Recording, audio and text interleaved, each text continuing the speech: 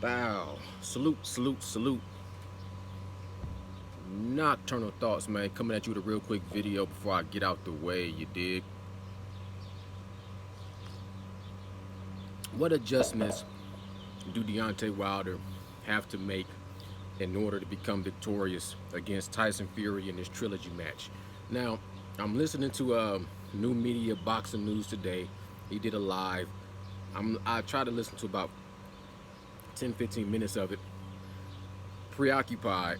So I'll check it out later on tonight when I get a chance, you know what I'm saying? But at the end of the day, man, I'm gonna say what I always said from the beginning. Because I feel like some people are making this such a huge deal and it's not. And I just finished watching a blood video, blood boxing, on his take right off the bat of some of the adjustments Deontay Wilder needs to make. And I want to add my 2 cents to the game and piggyback off of that a little bit as well. But you know, before the all the crazy excuses start coming out, I said Deontay Wilder need to make some adjustments, but he don't need to remodify himself completely. You know what I'm saying?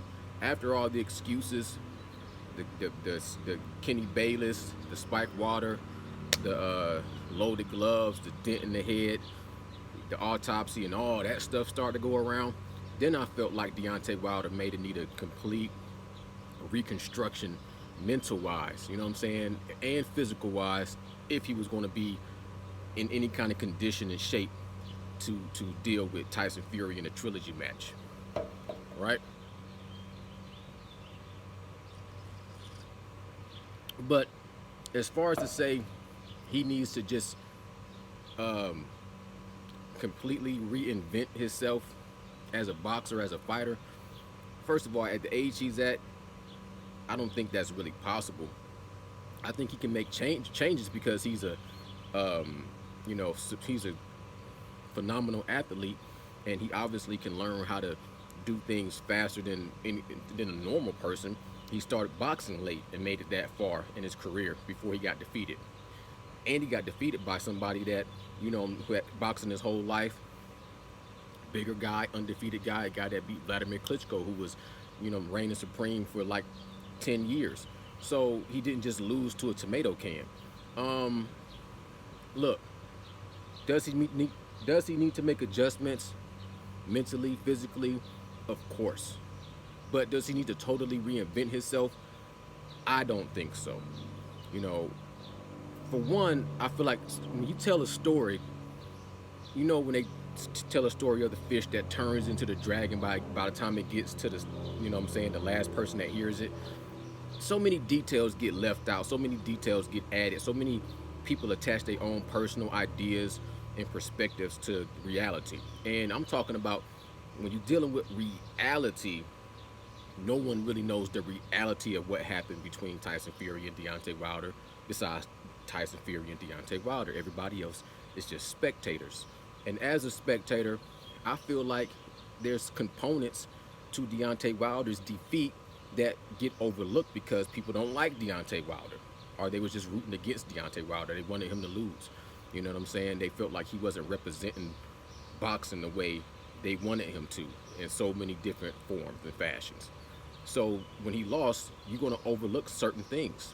You're gonna overlook um, he was he was he was saying, look, I don't mind going I don't mind going back to back into camp.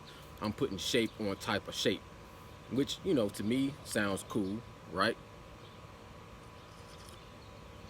But come on, we all know you got to let your body heal. Nobody's superhuman. You human. You go through a tough training camp. You go through a fight. You know what I'm saying? You take punishment. You relax. You heal. You go back into another tough training camp. You go into the ring. You take punishment. Uh, Bound to happen is you're going to lose eventually. You gain weight too fast. You put on a lot of muscle. People people underestimate what putting on weight can do to you, whether you put on too much muscle or too much fat. But putting on weight changes everything. Changes the way your heart pumps blood, changes the way you receive oxygen and everything like that. It affects your legs. People made, as far as him putting on the suit, to me, that was always, it was ridiculous to hear it, but it was the most uh, common sense excuse that was valid. Like I said, excuses are dangerous because they valid. I felt like the suit probably was a big factor in the fact that he didn't have his legs. But I think he didn't have his legs because he added on too much muscle. He had been back to back training camps and fights, and he added on too much muscle. He trained improperly for it. He didn't put in the road work he needed to do. He didn't jump the rope like he needed to do.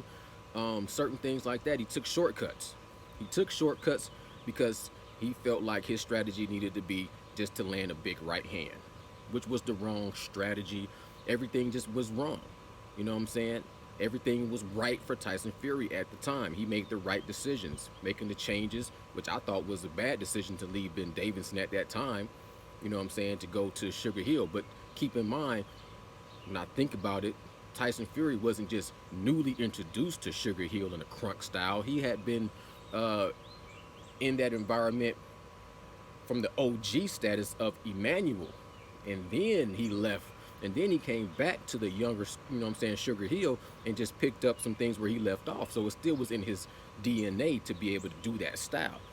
When they say Tyson Fury is pillow fisted for 275 pounds and 6'9", I don't think he's just a knockout artist, but he's not pillow fisted. But when Deontay Wilder says he doesn't have power, you got to understand, like, this man went into the ring with somebody 275 pounds with the crunk style, headlocking them, ragdolling them, beating them from pillar to post, but he never knocked them down and out, which would be, to me, the power factor.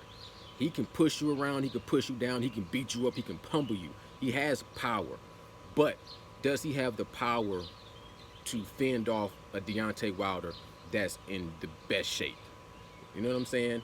Now, I just heard even on News Media Live, the whole COVID-19. I don't know. I know Deontay Wilder was going all around. He was shaking hands with the Pope and he was around all the tourists. I don't know about COVID-19. That's just rabbit hole talk to me. You know what I'm saying? The spike water, rabbit hole talk. Glovegate, rabbit hole talk. Uh, Kenny Bayless being a dirty referee, rabbit hole talk. The suit being too heavy, logical. Ridiculous, but logical. People were saying, oh, on Joe Rogan, he said he trained with a 40-pound suit on. When you train with a weight suit, is built to be where you can move around. You know what I'm saying? It's just different when you put on some kind of customized suit and walking around, not exercising, the way your body might respond to it. The way you might build up lactic acid in your hips, to where now when you're trying to stretch out your hips right before the first bell, you feel that all your hips is engorged with blood, all inflamed and tightening up, and then that's going to go down to your legs. And Deontay Wilder don't have the best legs to begin with, and on top of that, you gain all this muscle up here, and your legs aren't really developed to handle extra weight, plus the suit, plus the anxiety, plus the nervousness, and you got a mask on that's suffocating you, reducing your oxygen intake, and you got on damn lights, LED lights, that's causes some people to go into seizures in all day real life. So it's like, you got to take away those things. You have all this time to heal, all this time to train properly, make some adjustments. You know what I'm saying? You got rid of Mark Breland. I don't know if that was I feel like I already talked about that. I'm not going to talk about that now. Malik Scott is who you working with. I feel like it would be kind of backwards if you was to go get somebody that was like people were saying to get Derrick James. Derrick James is going to want to start you all the way over from the beginnings and basics, you know what I'm saying, and restart, and you can't do that either. So that's kind of a rock and a hard place. Malik Scott, if it works for you, it works. If you like it, I love it. I'm saying all that to say this, to keep this video short, because I'm gonna do more, of course. But can Deontay Wilder win against Tyson Fury without reconstructing himself? Yes. Does he have to make some adjustments? Yes. Do we have to completely reinvent everything about his style? No. Should he just focus on hiding the right hand and loading up on the right hand? Absolutely not. But some of the main adjustments he has to make is uh, just coming in with optional game plans. Don't just have one game plan. Have a backup plan for your backup plan, because we don't know what Tyson Fury is going to bring to the table, and he has more options. He can come to the table with boxing and be slick, herky and jerky, or he can come forward and push you. Honestly, I think if Deontay Wilder is in the best shape and he's really strong and he's feeling really good, and Tyson Fury tries to crunk style again, I think Deontay Wilder could possibly knock him out. Because even in the second fight, people say Tyson Fury was figured out how to smother Deontay Wilder's hand. Wilder, he did, but he landed some clean shots off the rip, and that's where I think Deontay Wilder didn't have no legs. He landed that right shot, boom. But it's not like you fighting Brazil, Dominic Brazil. He caught him flush, and then you just kept throwing the same shot over and over and over. You do that again, you're gonna lose again. Period. Point blank. You know what I'm saying? So stay tuned in. I'm gonna keep chopping it up, talking about this whole situation inside the ring, in the training camps, not the rabbit holes. Stay out of the damn rabbit holes. Kick ass!